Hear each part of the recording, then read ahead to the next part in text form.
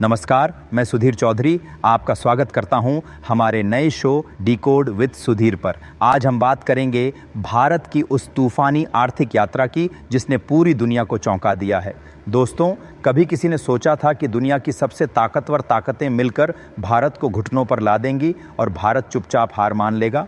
कभी किसी ने कल्पना की थी कि अमेरिकी धमकियों, चीनी चालबाजियों और वैश्विक संस्थाओं की काली भविष्यवाणियों के बीच भारत अपनी अर्थव्यवस्था को बचा नहीं पाएगा? लेकिन हुआ इसके ठीक उलट। भारत ने सारे अनुमान ध्वस्त कर दिए और वो कर दिखाया जिसकी किसी ने कल्पना भी नहीं की थी। आज अंतर्राष्ट्रीय संस्थाएं, IMF से लेकर वर्ल्ड बैंक तक हैरान हैं और मजबूर होकर मान रही हैं कि भारत की आर्थिक ताकत अब केवल सपना नहीं बल्कि एक अटूट हकीकत है। लेकिन इस सच के पीछे की कहानी बेहद रोमांचक है। इसे हम परत दर परत आपके सामने खोलेंगे, इसलिए वीडियो को अंत तक देखिए। और अगर आप भी भारत की इस जीत पर गर्व महसूस करते हैं तो चैनल को सब्सक्राइब कीजिए, वीडियो को लाइक कीजिए और अपने दोस्तों के साथ शेयर करना मत भूलिए। और हाँ, आपकी राय हमारे लिए बेहद कीमती है, इसलिए कमेंट सेक्शन में अपनी बात ज़रूर लिखिए। दोस्तों, वो दौर याद कीजिए जब पूरी दुनिया आर्थिक सुनामी के खौफ से कांप रही थी, जब अमेरिका की सत्ता में बदलाव के बाद भारत पर खुलेआम दबाव बनाया जा रहा था, जब वॉशिंगटन से यह धमकी दी गई कि भारत से आने वाले हर उत्पाद पर भारी टैक्स लगाया जाएगा, जब बीजिंग अपनी चालबाजियों से भारत को अंतर्राष्ट्रीय मंच पर अलग थलग करने की साजिश कर रहा था और यहाँ तक कि पाकिस्तान जैसा कंगाल मुल्क भी भारत की मुश्किलों पर ठहाके लगा रहा था। उस समय दुनिया की सबसे प्रतिष्ठित आर्थिक एजेंसियां लगातार रिपोर्ट पर रिपोर्ट निकाल रही थीं कि भारत की विकास यात्रा अब खत्म हो चुकी है। हर तरफ निराशा का माहौल था। भारत के ही नामी अर्थशास्त्री अरविंद सुब्रमण्यम और रघुराम राजन जैसे बड़े नाम एक सुर में कह रहे थे कि भारतीय अर्थव्यवस्था एक स्थायी सुस्ती में फंस चुकी है। GDP की रफ्तार गिरती चली जा रही थी।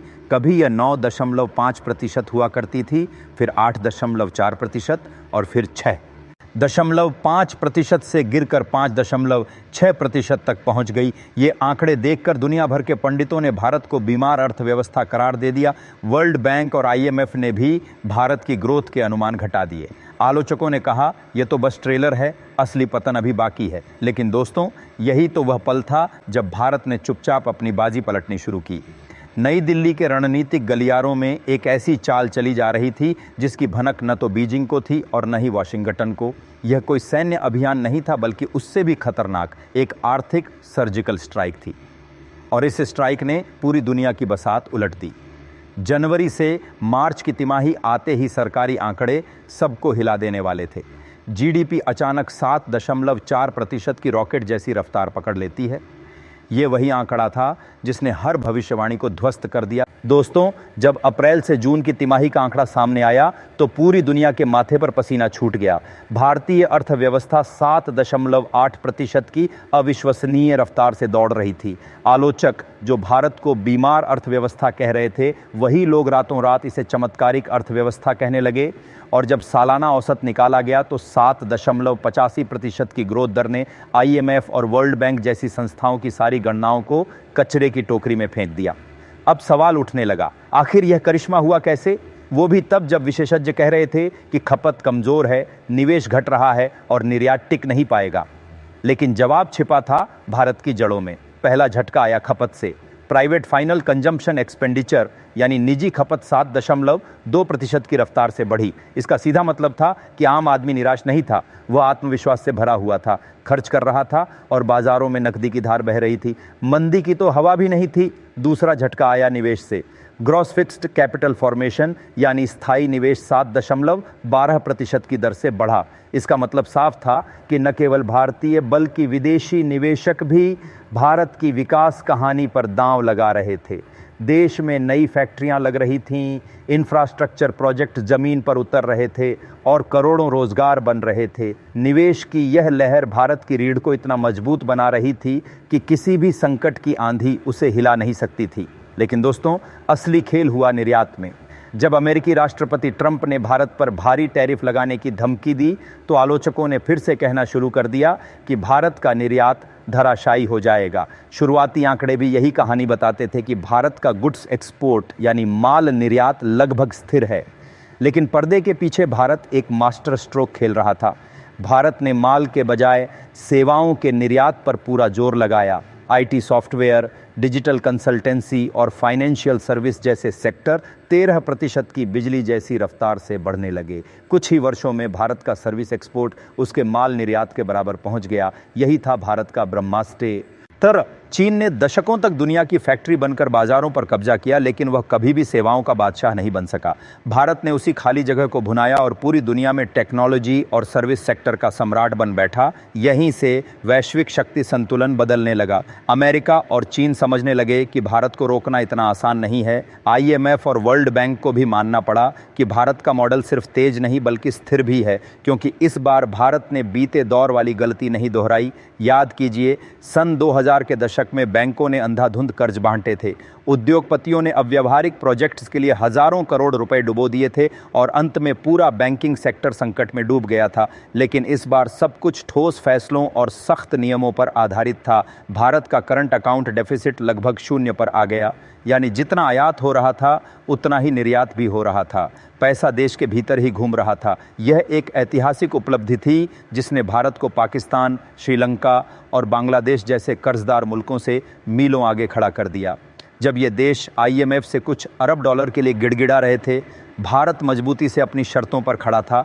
लेकिन सवाल यह भी उठा, क्या अमेरिकी टैरिफ भारत को रोक पाएगा? विशेषज्ञों ने जब इसका विश्लेषण किया तो सच्चाई वाशिंगटन के होश उड़ाने वाली थी। पाया गया कि अगर अमेरिका भारत से आने वाले हर उत्पाद पर 50% टैरिफ भी लगा दे तो भारत की GDP पर मात्र 0.5% का असर पड़ेगा। यानी भारत अब किसी एक देश पर निर्भर नहीं था।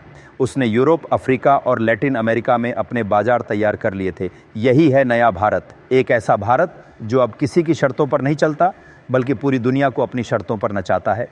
दोस्तों, आलोचकों ने भारत को कमज़ोर समझा, दुश्मनों ने भारत के पतन का जश्न मनाया, लेकिन भारत ने पलटवार करके साबित कर दिया कि उसकी असली ताकत उसकी अर्थव्यवस्था है।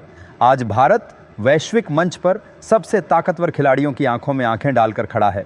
IMF और वर्ल्ड बैंक जैसी एजेंसियां, जिन्होंने कभी भारत की ग्रोथ को कम आंका था, अब मजबूर होकर मान रही हैं कि भारत आने वाले दशकों का आर्थिक सुपर पावर है। अमेरिका की धमकियां बेअसर हो चुकी हैं, चीन की चालबाजियां धरी की धरी रह गई हैं और पाकिस्तान जैसे मुल्क जो भारत के पतन का जश्न मनाने के सपने देखते थे, आज खुद अपने अस्तित्व को बचाने के लिए IMF के दरवाजे खटखटा रहे हैं। भारत ने साबित कर दिया कि असली ताकत बमों और मिसाइलों में नहीं बल्कि आर्थिक कवच में छिपी होती है। और यह आर्थिक कवच अब इतना अभेद्य हो चुका है कि कोई भी दुश्मन इसे तोड़ नहीं सकता। भारत ने अपने लोगों की मेहनत, सेवाओं के निर्यात की ताकत और निवेशकों के विश्वास को मिलाकर वह आर्थिक सुदर्शन चक्र चला दिया है जो बीजिंग से लेकर वॉशिंगटन तक हर महाशक्ति के लिए सिरदर्द बन चुका है। अब खेल बदल चुका है। अब भारत किसी की शर्तों पर नहीं बल्कि दुनिया भारत की शर्तों पर चलेगी। आज अगर ट्रंप 50% टैरिफ की धमकी देते हैं तो भारत बिना झुके कह सकता है, रख लो अपनी धमकी अपने पास, हम अफ्रीका, यूरोप और लैटिन अमेरिका में नए बाजार बना लेंगे। आज अगर IMF और वर्ल्ड बैंक भारत की ग्रोथ पर शक करते हैं तो भारत आंकड़ों के जरिए उनका भ्रम तोड़ देता है। और अगर चीन यह सोचता है कि वह अपने कारखानों से भारत को पीछे छोड़ देगा तो उसे समझना होगा कि भविष्य का साम्राज्य मशीनों से नहीं बल्कि दिमागों से चलता है और भारत के पास यह पूंजी सबसे ज़्यादा है। दोस्तों, यही है नया भारत, आत्मविश्वासी, अजय और अडिग। यह वही भारत है जो अब किसी आर्थिक सुनामी से डरने वाला नहीं बल्कि खुद पूरी दुनिया के लिए नई दिशा तय करने वाला है। आने वाले वक्त में जब इतिहास लिखा जाएगा तो उसमें यह जरूर दर्ज होगा कि सन 2025 वह साल था जब भारत ने दुनिया को बता दिया कि अब वैश्विक अर्थव्यवस्था की डोर दिल्ली के हाथों में है। ये कोई सपना नहीं बल्कि वह सच्चाई है जिसे हर बीतते दिन के साथ पूरा विश्व महसूस कर रहा है। भारत की यह यात्रा हमें एक सबक देती है। अगर आपके पास आत्मविश्वास, रणनीति और अपने लोगों का भरोसा है तो कोई ताकत आपको रोक नहीं सकती। इसलिए दोस्तों, भारत की यह कहानी सिर्फ आंकड़ों की कहानी नहीं है।